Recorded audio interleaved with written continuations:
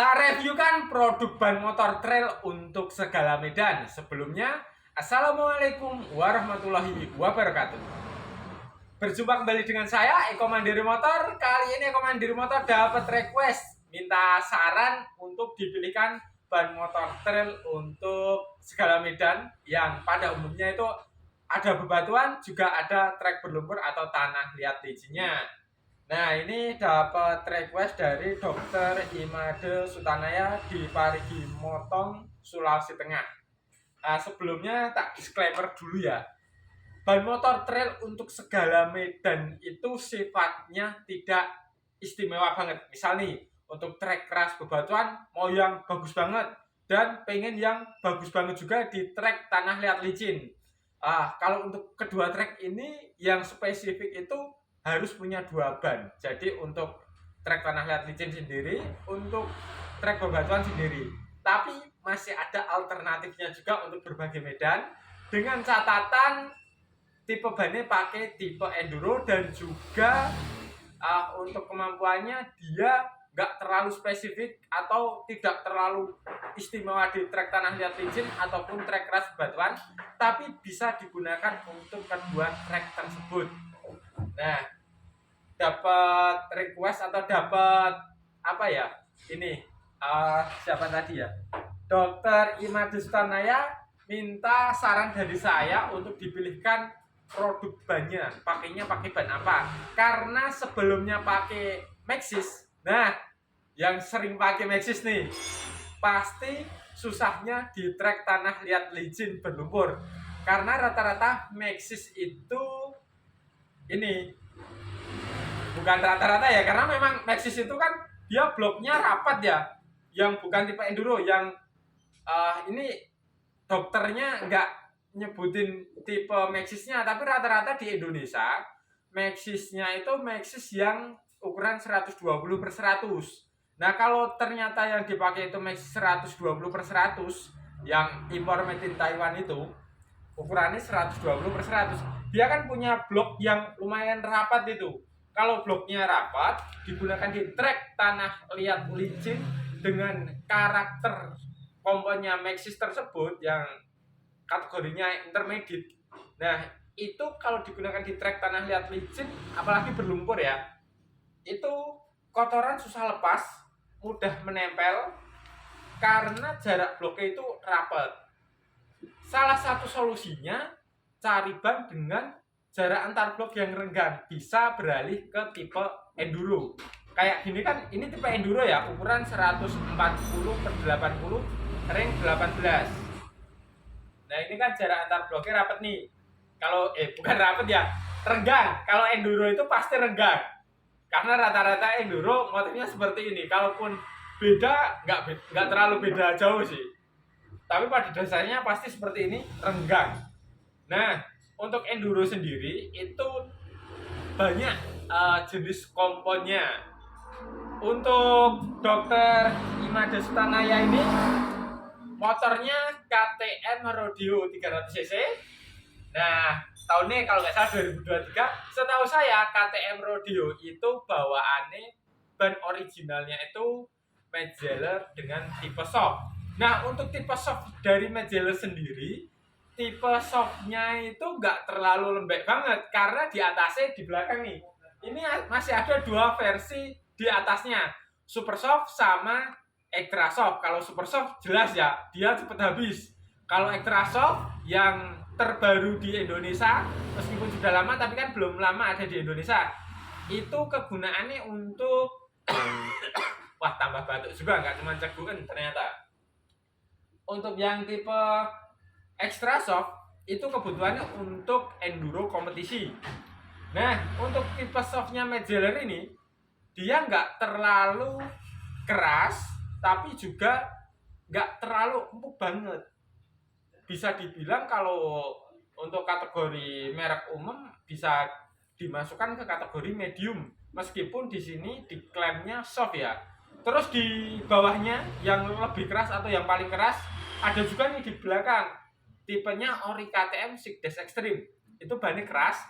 Yang paling keras itu sangat cocok untuk trek tanah liat licin cuman tidak cocok untuk trek licin bebatuan nih. Ini kategorinya tengah-tengah ya, bisa digunakan untuk bebatuan ataupun tanah liat licin dengan catatan tekanan angin nanti yang harus bisa adaptasi.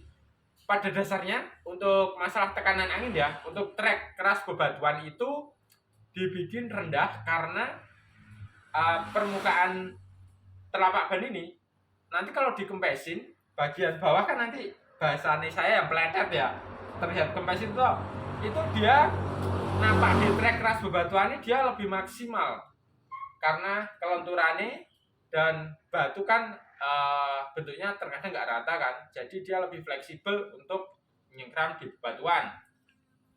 Sedangkan untuk trek tanah liat licin itu nggak boleh terlalu kempes. Kalau secara pengetahuan saya ya, biasanya yang saya sering sarankan ke konsumen itu penggunaan tekanan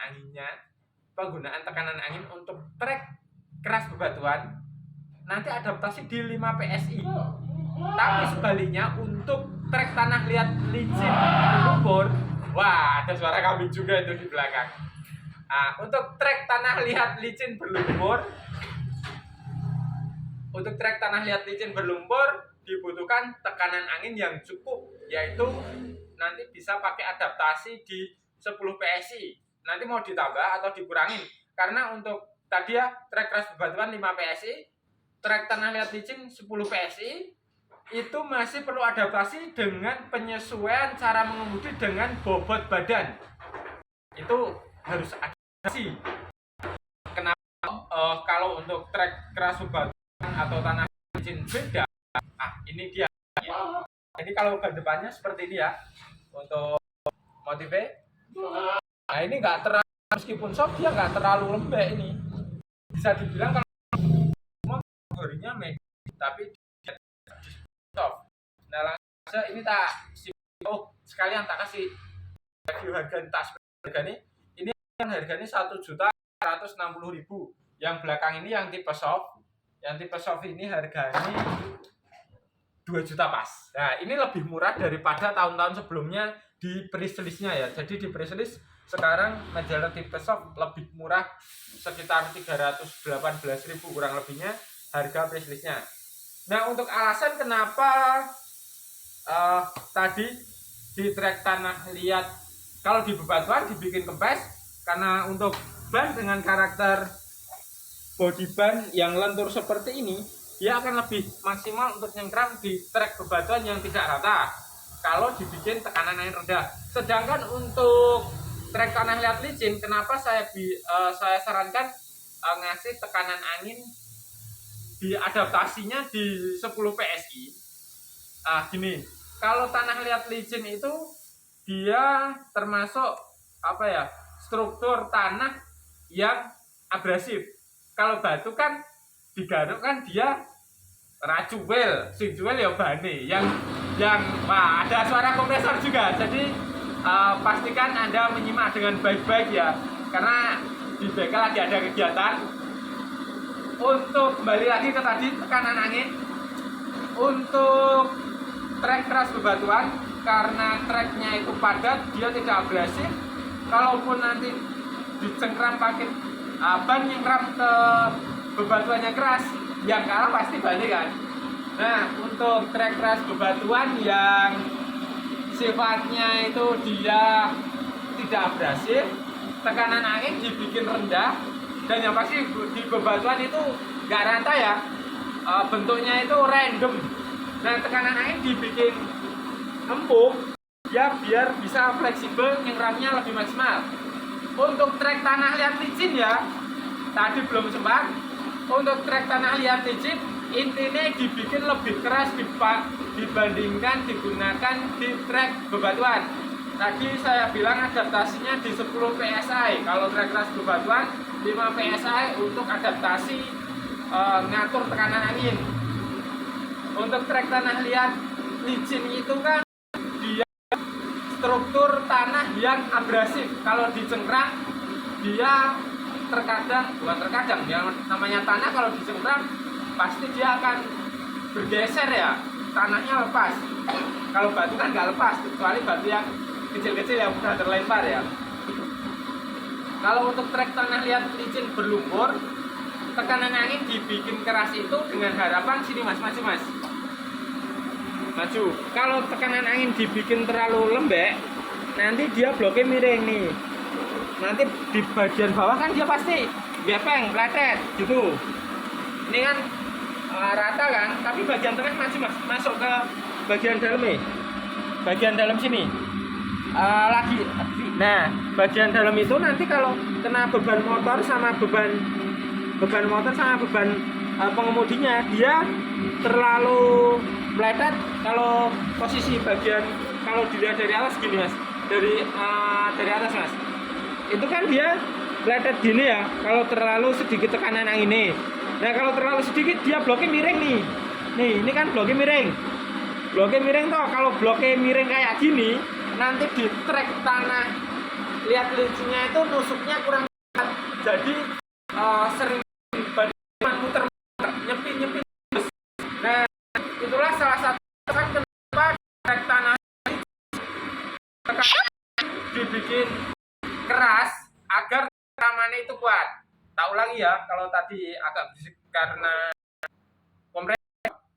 Untuk trek tanah liat licin, dikarenakan tekstur tanah itu dia mudah berus atau mudah bergeser, tekanan angin untuk trek tanah licin dibikin keras, intinya keras, tapi nanti kerasnya itu sesuai kebutuhan ya. Perlu adaptasi juga dengan bobot kendaraan, bobot pembalap, sama cara mengemudinya nanti harus adaptasi, karena nanti setiap produk itu pasti beda-beda cara mengendalikan motornya. Nah, untuk trek tanah liat licin kalau dibikin kempes kan tadi gini nih. Ini kan pletet bagian bawah ya, nanti posisinya di bagian bawah gini. Kalau misal sebagai contoh aja, nanti kalau pletet pasti kan gini.